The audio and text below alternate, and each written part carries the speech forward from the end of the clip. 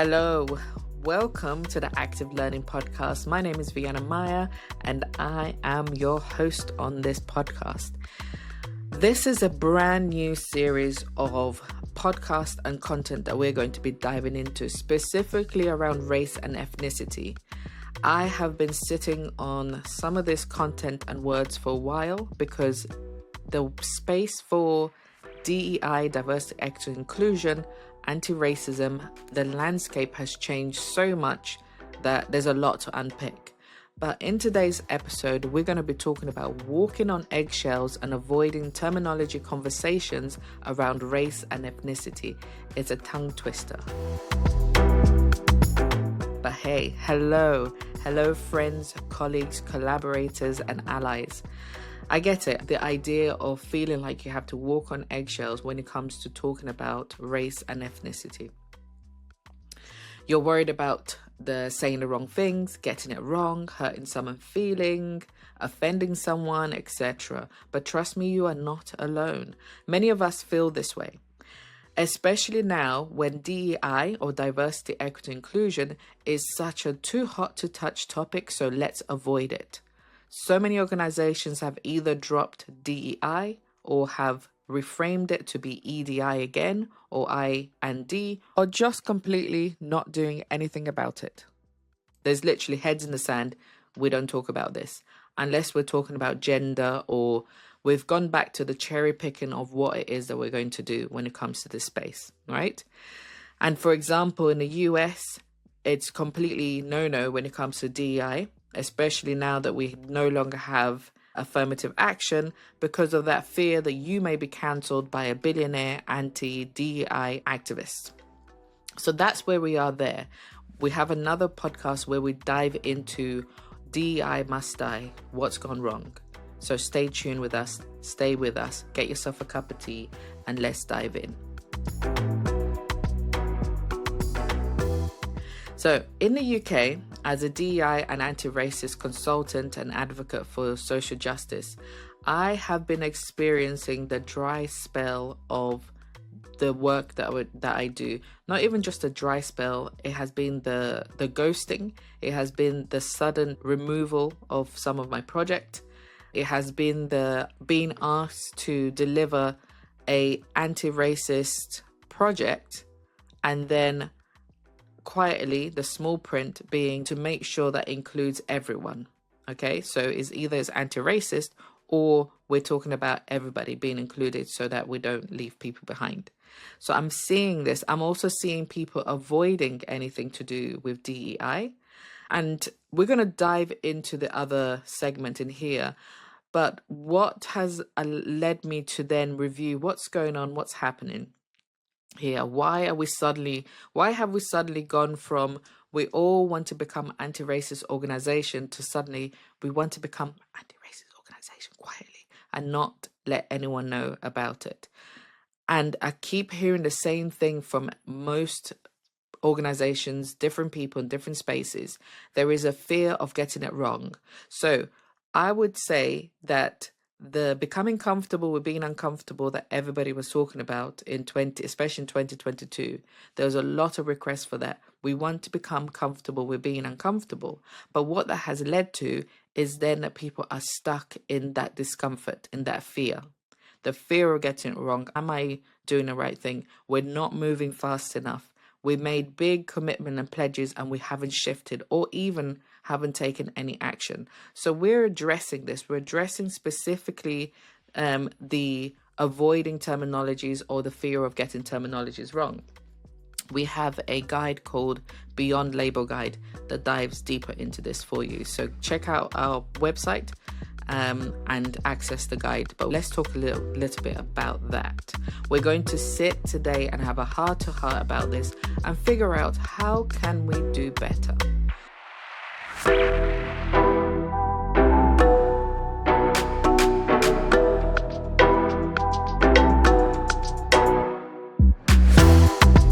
So let's dive into it.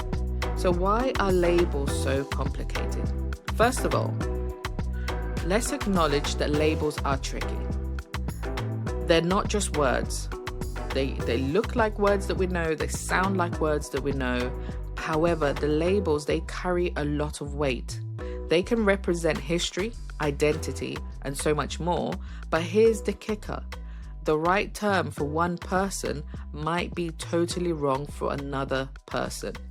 We have included this in our Beyond the Label guide so that people can start to be adaptable. And I say this especially for white individuals who are not used to growing up under labels and interchangeable labels.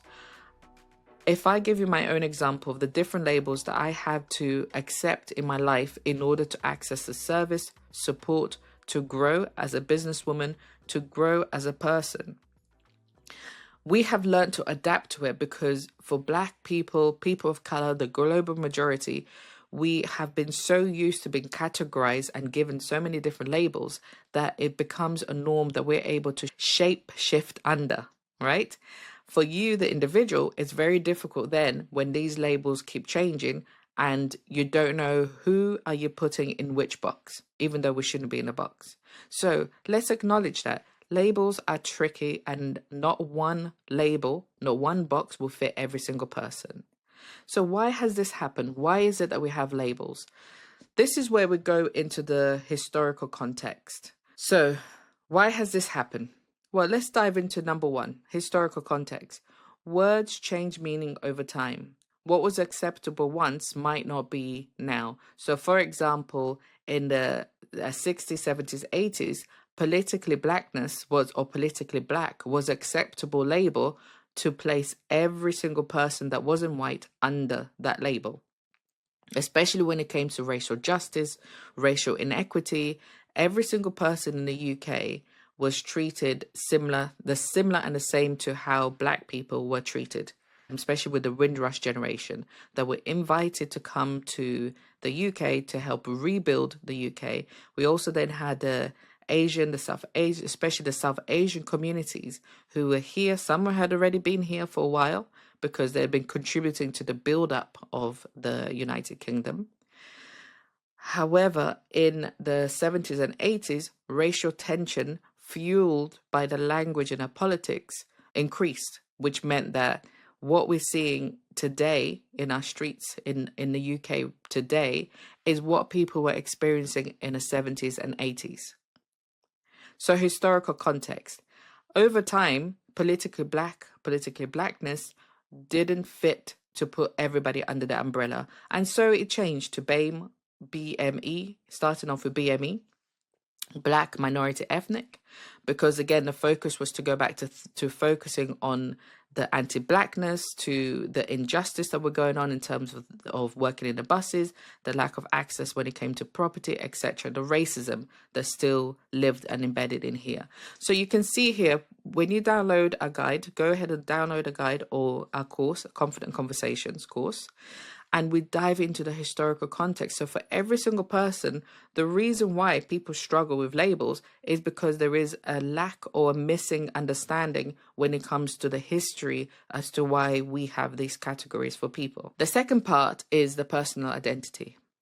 Everyone has their own experience and identity, and what feels right to one person might feel completely off to someone else. We do live now in a world where personal identity, self-identity is so important to people. Not only about personal identity and self-identity, we have, when it comes to race and ethnicity, and if we're talking about racism and the discrimination that people of color, Black people, global majority, etc., have experienced over time. In the historical context, in that time, those labels were appropriate. But right now, people are feeling more that they want to claim their full identity. So the feeling of identifying yourself as Black, African, British, Scottish, whatever labels you want to put yourself, it's so important. So you don't feel like you have to erase one to be one. So for example, for me, I am a Black African woman who happens to live in Scotland, right? Scotland is my home. I've been here 20 years, etc. So these are my roots. These are the labels in which I feel comfortable in. I don't feel comfortable in BAME. I don't feel comfortable in WLC, women of color, because I feel then it dilutes the other parts of me, the other experiences of me, be it positive or negative, so the Black experience of me that are positive and negative, it dilutes that when I'm placed under a certain label. So that is what's right for me. So personal identity is important to recognize. And for organizations, yes, you're going to need a generic category that we fall under. But when it comes to that, in your workplace and you're talking to people, you're having that conversation, allow people the space to let you know the makeup of who they are. Similar to what we are doing in terms of recognizing, accepting our pronouns. Yes, it's difficult. Yes, it's hard. So many things are changing, but we evolve. We're human beings. We evolve over time. And in 10 years' time, all of this will be embedded in us. It will be second nature and we'll be comfortable with it. I think what people need to do is start to not just become comfortable with being uncomfortable, but let's become comfortable with accepting the differences that we have, the qualities that we have, the identities that we have, and how that then contributes to the whole self that we can bring into our spaces, our organizations, and then contribute to the innovation of building up the organization, contribute to the economy that is going to grow, etc. Because we're moving away from trying to box everybody and accepting that we are different, but that difference allows us to grow. Right? So personal identity is so important. And then coming back to number 3, cultural sensitivity. So different cultures have different norms.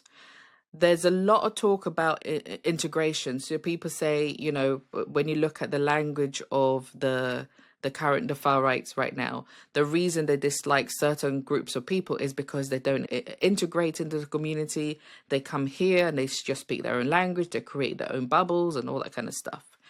But the same you could say about Brits that go to Spain and create their own Little Britain, have their own foods, have their own pubs, have their own cafes that sells their full English breakfast, etc.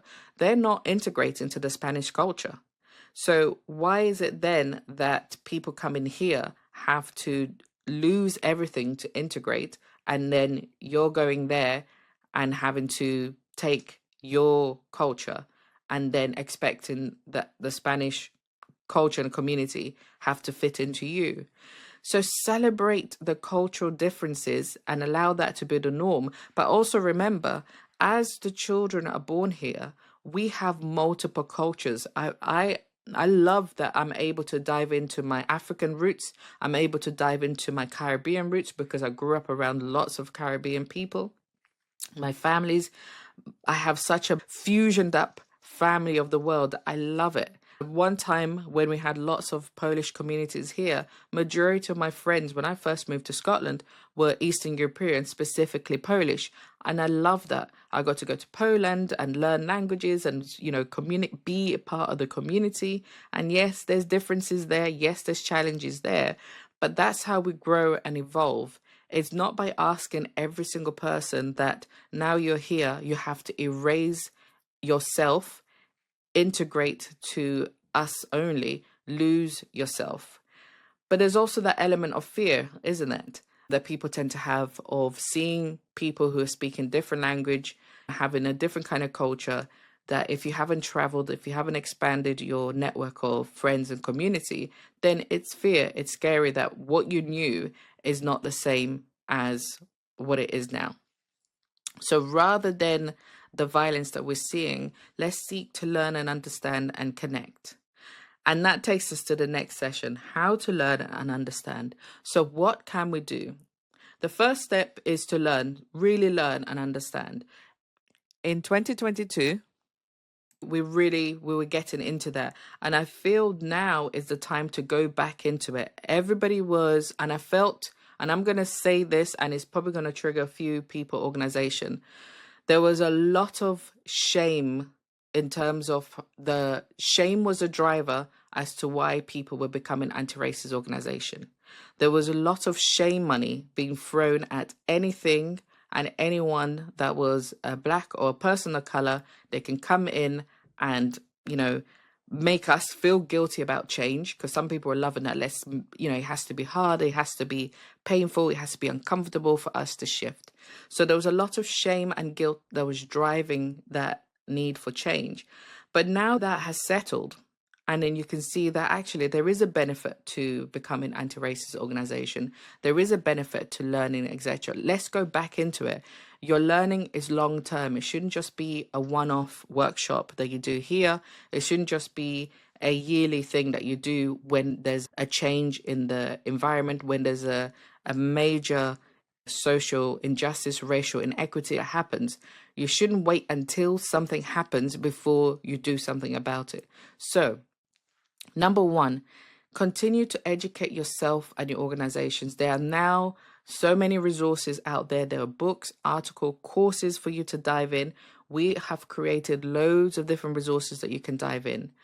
Ask and listen. If you are unsure, just ask. But be mindful how and when you're asking. If you're at the bus stop asking people random questions, so of course they're going to say, leave me alone, right? So this thing that people are saying, the fear of getting it wrong, the fear of causing offense, take that time to learn for yourself. How and when are you having this conversation?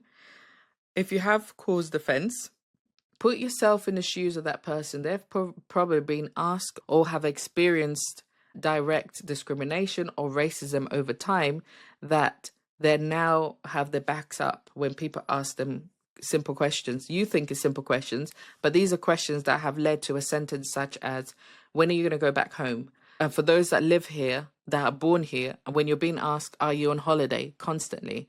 And then if you do end up having an interaction that is actually innocent, it's difficult to tell, okay? So put yourself with empathy when you're asking and talking to people. Don't take these things to heart. If a person doesn't want to have a conversation with you, then that's not the person for you. You can also book experts like myself and other people in this area who can provide you with information.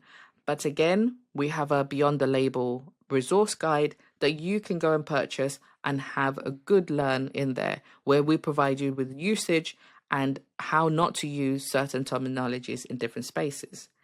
Stay updated. Language evolves. So allow yourself to remember that and put that into the back of your head. Put that in your back pocket as a remembrance of language evolves. So make a habit of staying in the loop about what's considered respectful, what's considered appropriate, but also remember that as language evolve, not every single person is going to evolve with it. Just because, for example, global majority is the trending terminology that's coming up at the moment, I'm still on the fence in terms of how to use that. Not to say that I think global majority is the wrong terminology. I actually think it's great because we are global majority when you collect us all together. But in terms of location and the situation and the context of what it is that we're talking about, in some spaces, in some part of the world, we are not the global majority. But again, we've put that into the guide to help you. So just to summarize in that point here, how to learn and understand. Number one, education, keep educating yourself. Number two, ask and listen. Number three, stay updated. Okay? And then let's get into the next point in here, peeling back the labels.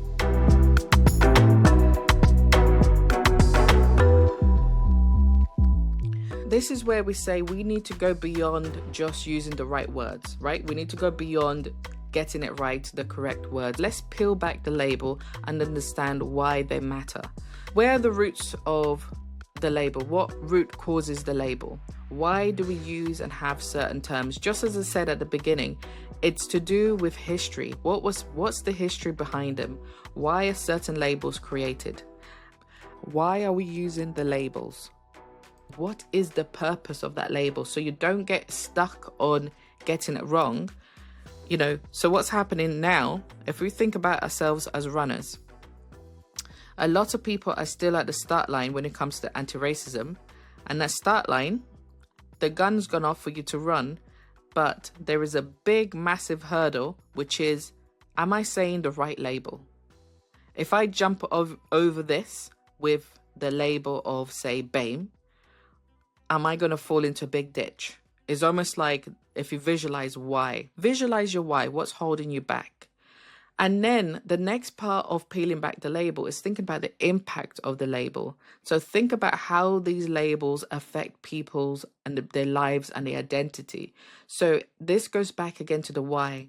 Why are you using the terminology? what's the impact of this terminology?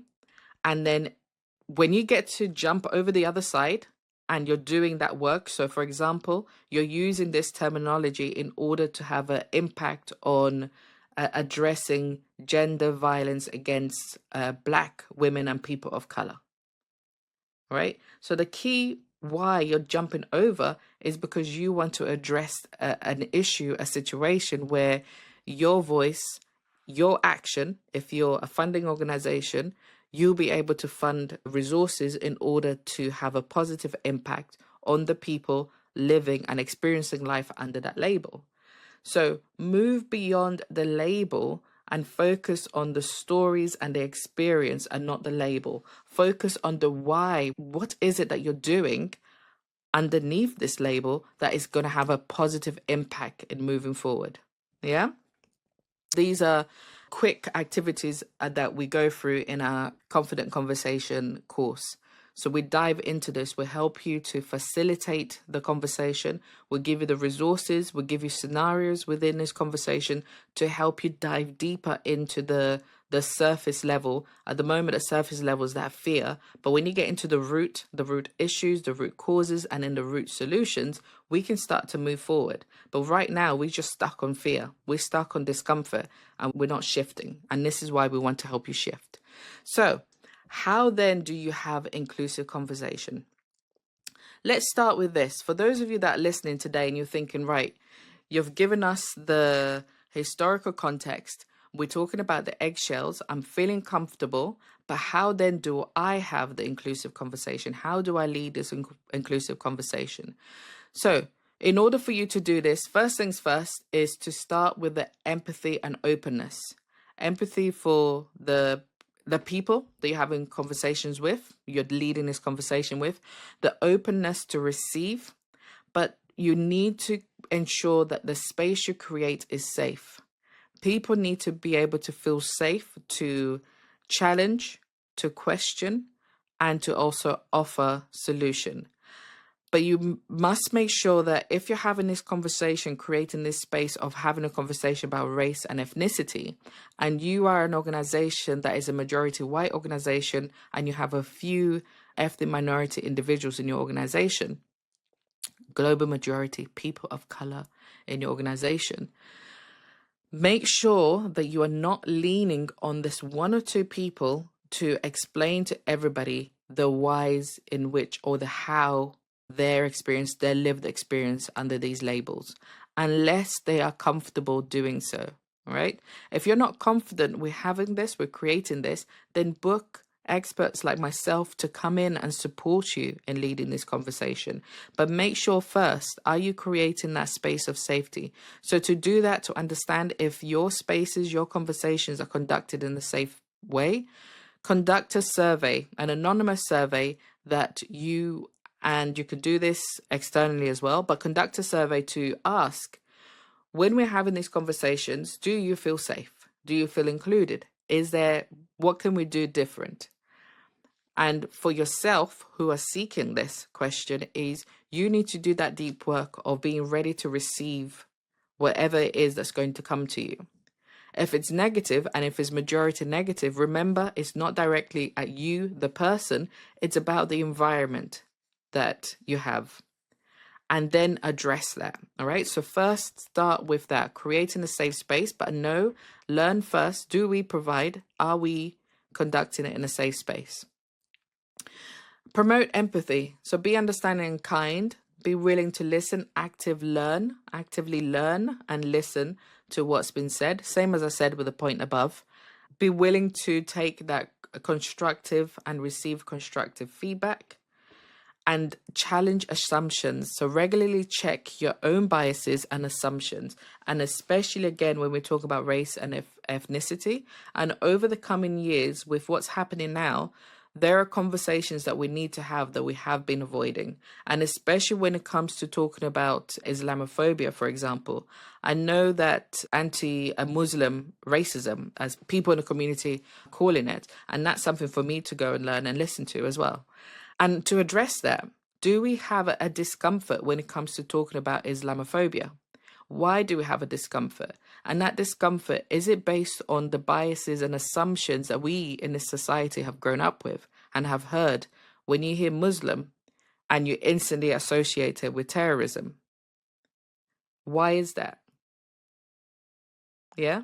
So it's about us asking ourselves, challenging not only ourselves, but the spaces that we're in. But in order for us to challenge, you have to create a safe space. And I'm going to give you a bonus one here. To create that safe space, you have to adopt the Chatham House rule. You also need to create a confidentiality contract amongst yourself and your staff, your employees.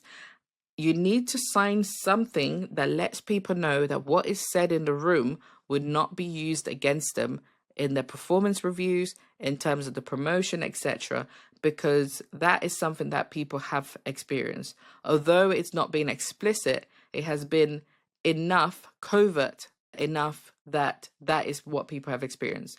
When they have voiced any wrong in the organization, when they have felt that they've shared something that people didn't like, that has impacted them. Of course, they can't prove it. Racial harassment in the workplace is something that is very hard to prove, and people being called troublemaker, whistleblowers, etc. I'm going to share links to tribunal cases so that you can. One thing I like to do is to back up anything that I say in here with data, resources for you to also learn. So it's not just a hearsay, but these are experiences that people have shared over time. But now, are we ready to listen to them so that we can move forward? All right. So if you're willing and you want to dive deeper into what we've talked about today, I advise you to go and download a Beyond the Label guide. And if you really want to dive in, you can join us on the 20th and the 27th of August. I'm leading a Confident Conversation masterclass on how to have and facilitate inclusive conversation around race and ethnicity. And we are going to dive into the root issues, causes, historical context, and we're also going to give you action plans, resources, etc. For those of you that join in the next 2 sessions, you're going to have access to our course for a lifetime, and that course will be updated over time. Thank you so much in joining me in this conversation. Navigating confident conversation around race and ethnicity, it is challenging, but it is important. So by learning, actively listening, being open, we can all contribute to becoming more inclusive and understanding, especially in how we communicate with each other. We can be brave to have this conversation. Yes, it will feel uncomfortable, but we're going to move beyond that discomfort to then unite and work together. So I look forward to seeing you on the next episode. Thank you. Bye.